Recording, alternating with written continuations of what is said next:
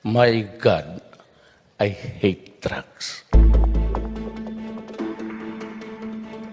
Mr. President. Let me explain, ma'am, ha? Bakit? Hindi ako matanda na. Rin dito. I had this bad spill sa motor. Since then, I broke. So it's impaired. Hindi ko malabas-labas kaagad yung, it's something is blocking. Apa. Kailan So po? I'm kind of a disabled Yes. person. So that's What- my disability. Impaired hearing. Since then, pagkatapos ng disgrasya ko, hindi na ako makarinig. Pero makita kung lalo na kung kagaya mo. Mr. President, what are the concerns of the Filipino community in South Korea that will be expected to be tackled during your meeting with them? Well, yung working paper ko suggests that maybe the environmental concerns. Isa pa yan. Maraming papasok dito. But always, ang problema when you have something going on, there's always the residual in everything. So that's one. And kind of stressing to them that we welcome infrastructures, factories and all, but we must protect the environment. In some other place, in Davao City, Angol, the siltation of the mining soil that's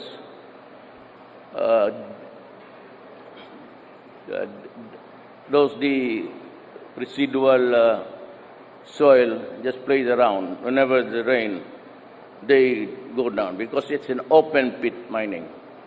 So they keep on, and if you go around the country, makikita mo that there's devastation really. I might decide, of course, with consultation with Congress, but I want them also to see how the extent of the damage to the country, the interest of the country, have been, so that we can understand each other when we talk. The Philippines could only take so much. We cannot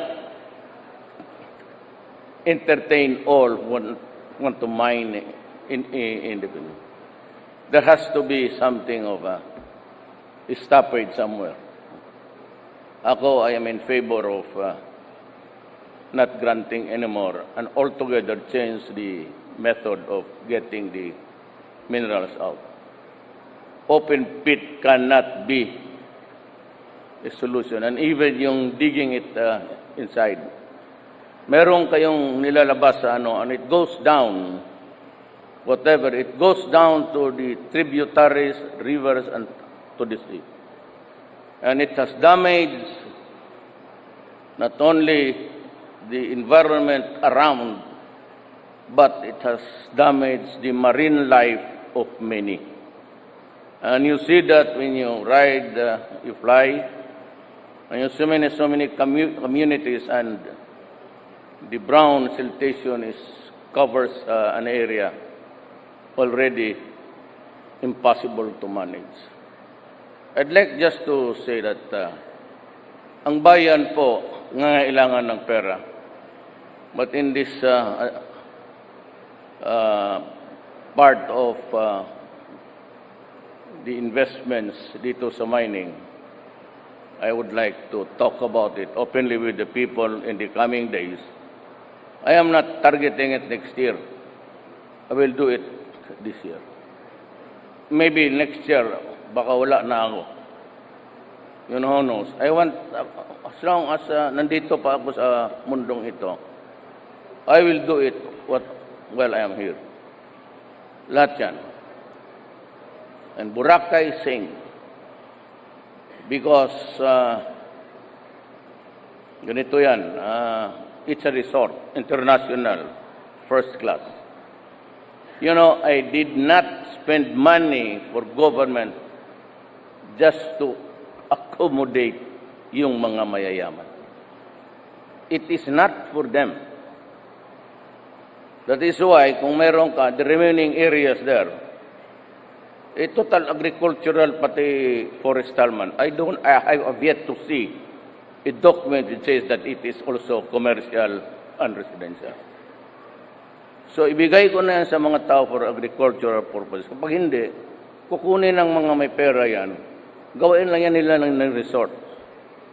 Resort dito, resort doon, resort dito. And inland, mga yaman, may mga mansion, mga resort, vacation houses, patay. Hindi ako gumastos dyan. Hindi ko inutosan yan si John Simato dyan maglinis para lang ibigay ko sa mga. No way. But I will most respectfully ask Congress to reserve a strip. Total ang commercial dyan, yung lang naman dagat eh. Yung puting sand, ano dyan, but beyond sa likod, wala na. But if you have the money, you can have the, you know, it's in keeping with the style. O may bahay ako doon na, hindi ko lilinis yan dyan para sa inyo. Ibigay ko yan, from where it ends, it goes to the farmers.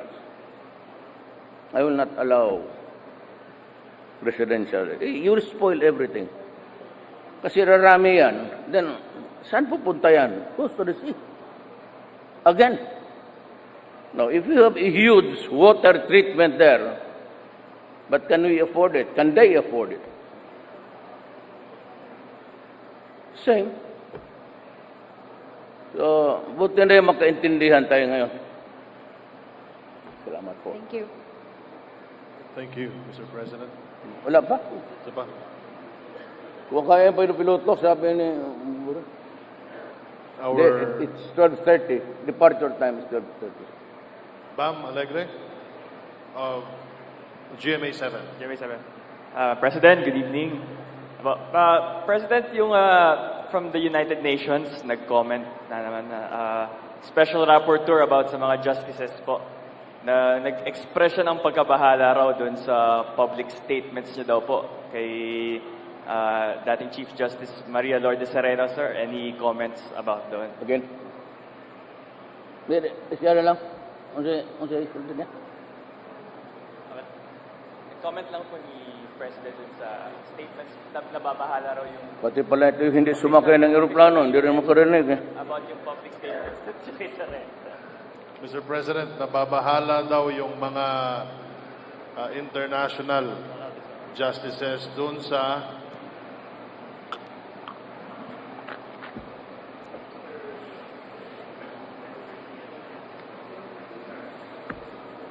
si Mr. Diego Garcia Sayan, a special rapporteur on the independence of judges and lawyers since December 2016. Nababahala daw sa naging desisyon kay Chief Justice Sereno. Ano po daw ang inyong reaction, Mr. President? About the decision? About your statement daw po. What about my statement about her? Mga President, parang public threats daw that you made publicly daw kay Sereno na na-monitor niya siguro sa mga speeches and all. So this is an official from the UN, sir, na nag-express. Who is this guy? This is Mr. Diego Sayan from Peru. What is he? Sa special rapporteur on about the independence of judges from the UN po siya. About our judicial system here? Yung ano daw po, yung mismong statements niya daw po. The statements you made public po about dating Chief Justice Maria Lourdes Sereno. Like, enemy niyo siya daw and that she should be removed from office. I said, gusto mo? Kasi sinabi ko na sa kanya, wala akong pakialam dyan sa co-warranto. Kalida is doing it because he's an Ilocano. He's hurt because of yung denial sa burial ni Marcos. Akala niya, nakikialam ako. You know, Kalida was doing it as in Ilocano. Ay, abogado yan. Pati yung siya nagdala ng ipalibing. Ako naman following the law. You're a soldier and a president. So, ano ba? And they were criticizing me left and right. That's the law. What can I do? Ito si Sereno kept on harping na Duterte, Duterte, Duterte. You can, if you would go and remember, sinabi ko sa kanya, hindi ako nakakialam dyan. Ngayon, sige, pagbalik ko galing, where was I? Singapore? Yeah. Sinalubong ng media ko, sinabi daw ni Sereno na may, kaya ako nagputok. Sabi ko, sinabi ko na sa iyong, nako, nawala akong pakialam dyan. Magtanong ka ng isang congressman, ni isa lang. O senador na isa lang. Huwag na marami. House of Representatives, 200 plus yan. Magtanong ka kung may sinabi ko ba na i-impeach natin ito. Makipag-isa ka dyan, bababa ako pagka-presidente. I will resign. Hindi ako nakikialam. Siya yung... Kaya ako nagalit. Why? Is it wrong?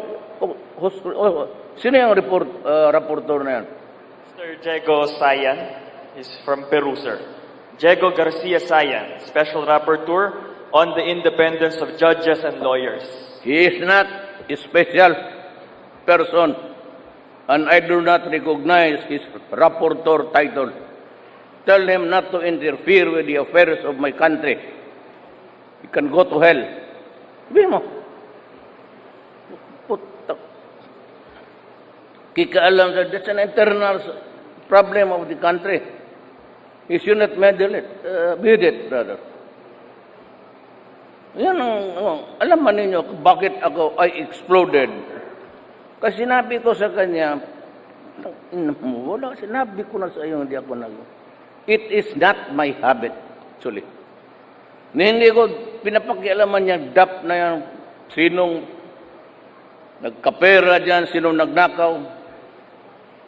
I never issued any single statement against anybody about DAP. Kung sinong kumaukaw dyan, sabi ko, wala ako. Because I leave it to the ombudsman. Hindi ko naman, there's the ombudsman who can investigate. And if he decides to file a case against them, I will not. That's all, Mr. President. Thank you. Tinawag na tayo ng piloto. Tawag na. 12:20 daw, Mr. President. Thank you for listening to my outburst again.